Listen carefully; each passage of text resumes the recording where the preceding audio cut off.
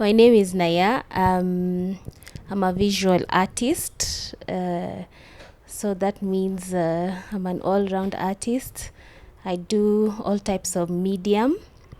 Art in paints, in spray paints, in glass, and also in clay. My inspiration from being an artist comes from life itself. Experiences, places, people I meet, all those inspire me with my art. So I can say generally my inspiration comes from the environment around me, the time around me, and the people around me. So my day is, it's random actually. So some days I wake up and I do glass pieces. That means I come and I prepare my molds and my glass and I burn it. And some days I just create paintings. So I just arrive and I prepare my canvas. I put my thoughts together and I start working. The creative process doesn't start from when you hold the brush. It actually starts from the thought process. You might have thought about a piece for months and even years, and then finally you get to execute it. So it first starts with the thought process and then it comes down to the actual process. But the actual process is preparation, just like everything else. You prepare and then you execute your art. My art process in making glass, for example, I start with preparing the clay, and once the clay is ready, I prepare my glass. Glass I usually take from bottles, recycled beer bottles. Drinkers help me a lot because the bottles are in variety and in colors.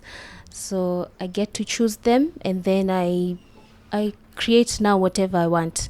From there now it's all up to my imagination. I get to create pieces I've thought about and pieces that I love. Some are weird, some are good, but that's part of the creative process. Through my work, I get to translate people's feelings, people's hopes, people's beliefs when they win and when they lose.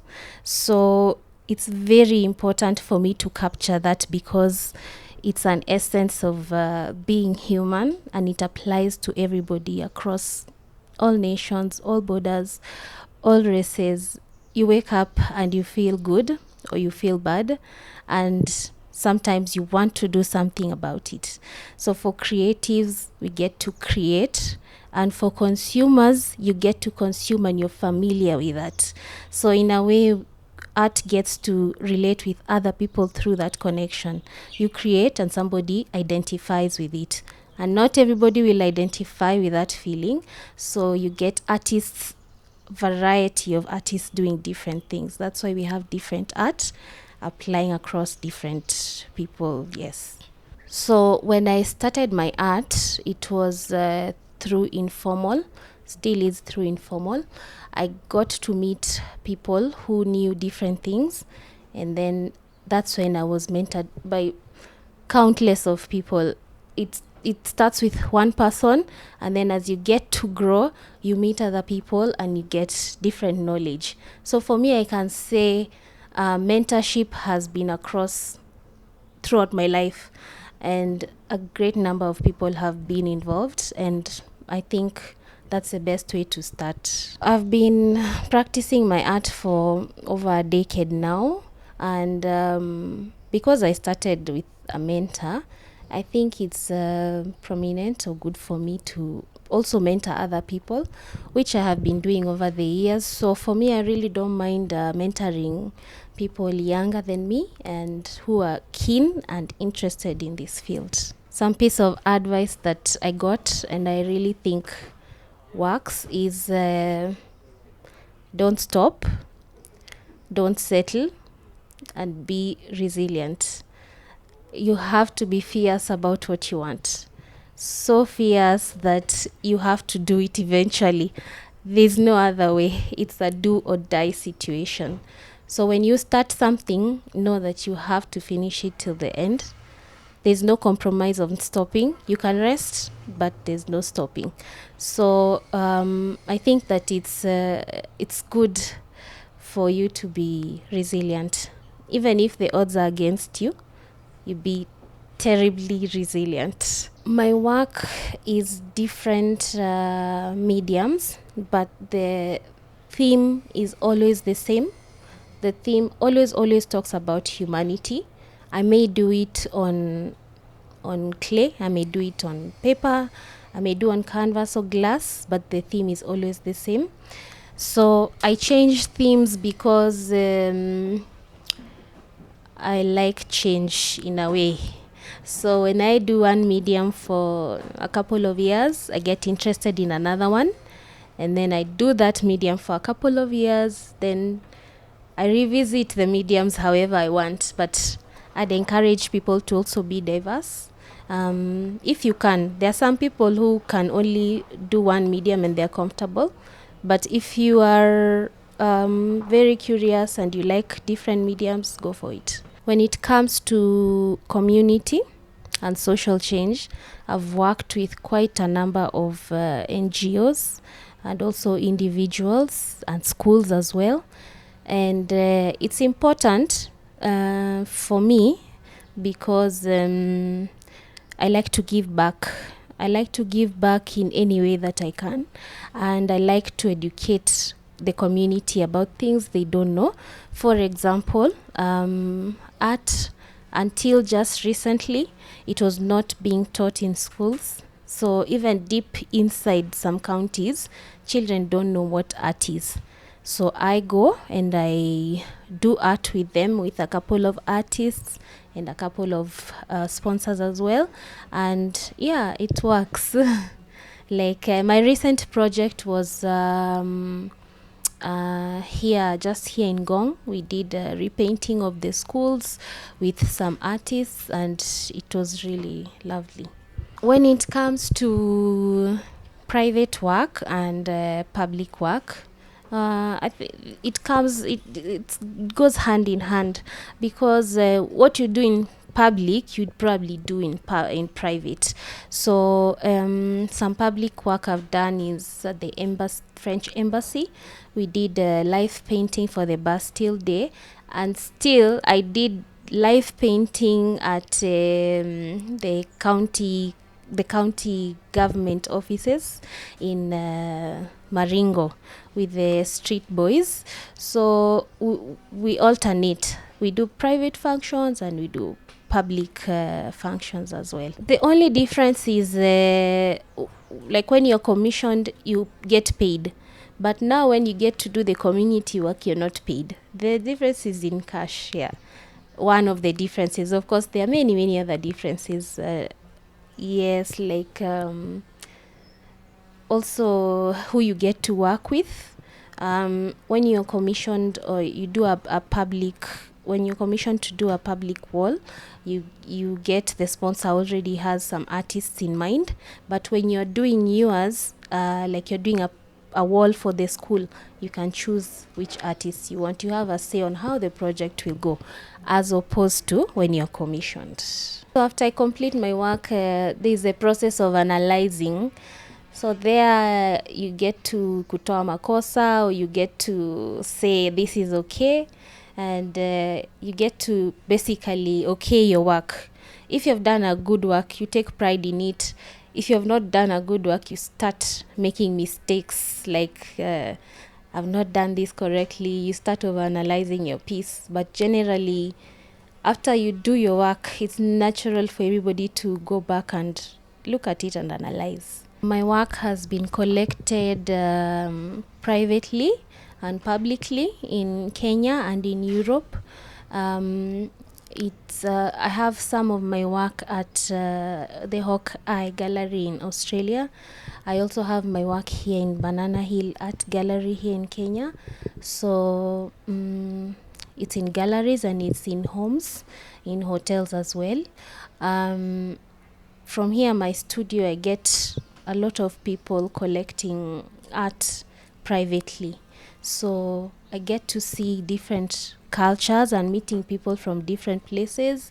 In East Africa as well, get to meet artists from Uganda and Rwanda, where I've been, and it's thrilling. Through that exchange, you get to know other people's different perspectives on things, and you get to share as well. Yeah, so it's just like a pool of knowledge. You're soaking in knowledge like a sponge when you meet other people from other borders, even if it's just your neighbor here in Tanzania or Uganda. When somebody collects my art, I want them to experience whatever feelings they have about the art. If I created a piece about a windy day and you see it and you feel warm and that relates with you, well and good. So when I create my work, I really don't know what people will perceive or think about it, but I hope it touches them in a way that they think about it or they feel a certain way about it.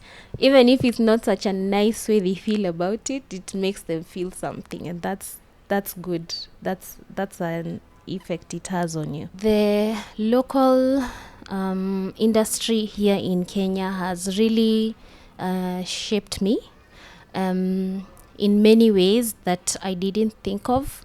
It has made me grow. It has shown me some character development, and it has also helped me broaden my perspective about my art as well. So in the past, I think people used to only sell art to tourists, and now times have changed. We're even selling art to our neighbors in our houses. So you get to merchandise your work and you get to customize it according to the people around you, your community around you, even the language in which you use in your art. You get to customize it according to the environment around you. So I guess the industry has really shaped me, and I'd like to encourage also younger people to focus on and on developing this current industry. Develop our Kenyan art here, because we really need people to recognize Kenyan art, Kenyan artists, Kenya as a country of artists. And we need to really appreciate our artists, singers, musicians, visual artists. And now I see the culture is really changing. People are getting to know a lot about art, more than just an entertainment and luxury. They're really appreciating art. When it comes to graffiti, I work with cans and paint too. So I do, first let me be clear that I do legal graffiti. I don't go vandalizing. By legal, I mean a wall that I have been given to do. I do, whether it's somebody's kiosk, they want it revamped, I revamp it for them. A garage that they want me to revamp, I do some graffiti on it. So my graffiti is in the community, in the towns, in the local hood. You can find it there. And I think it's graffiti is one way of expressing yourself. I know of one other female artist and several upcoming artists. So it's a good field to explore. I can do big walls and I can do small walls. Some of the recent ones I have done, they are in Kajiado, in a women's center, where they were doing some rehabilitation. So I got to do graffiti there. And also in a children's school, it's there as well. And I can say that it's also growing. In the past, it was only male dominated, but now it's really female dominated.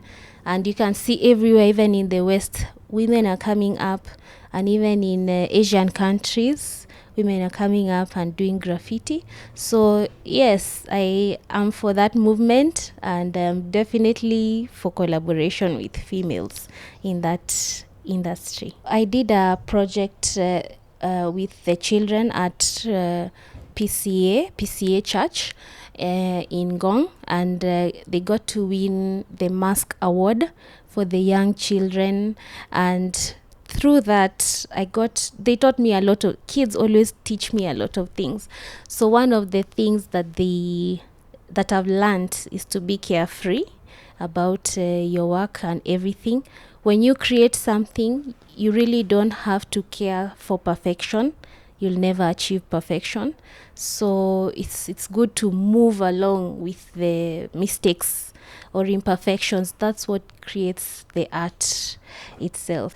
An observation that I see in my work is I create with how the times are going.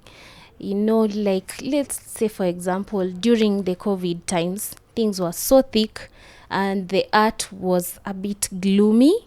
So I'd say it was really, really hard. And the hard times depicted hard paintings at that time. And as things slowly moved from COVID, we got to experience a bit of relief. So also there, as an artist, your life changes a bit. It's not as it was, and your art changes with the times as well. So if you find yourself around people who are hardworking, active, your work will always be about scenes of people working. And if you find yourself around people who sleep a lot, your scenes will be about sleepy people, sleepy moods. So I think artists also absorb a lot from people. Then that's when they get to release it in their work. It's a dream for every artist to actually get to a point where they can get somebody to manage them, and all they can do is just work, nothing else. Just you produce, and you have a team to market, you have a team to supply, a team to bring you materials. But I've not reached there yet. So for me, it's I create, I sell. I create and I find the market for my work. And if I create, sometimes I'm lucky enough, a gallery picks up my work and sells it to the buyer. So I'd say my work travels everywhere, in markets, in galleries, in shops. By myself, I go around and sell to people. So it's really an open book. For me, I'm the creator, producer, and seller of my work. If I get the chance, I sell it in galleries and in stores, in restaurants. Yes, basically anywhere art can be shown. When I get the chance, I sell it there. But I don't have a manager or no, I don't have a manager. So it's just me. My dream collaboration would be actually to work with artists. Let's say to have a festival where each artist gets to work on a different wall, one long wall, different graffiti artists, and just in the middle of nowhere there, and we get to create, we get to talk and interact from different countries, different counties as well. So that would be my dream. That would be my dream, ideally, to work with different artists on one project, but a project that we have decided how it will go. A funded project here. Guys can find me on social media, Instagram as Nabonaya, and here at my shop at Denny Sprit, an artist collective called Kuona Artist Collective, any day from Monday to Sunday. Yes.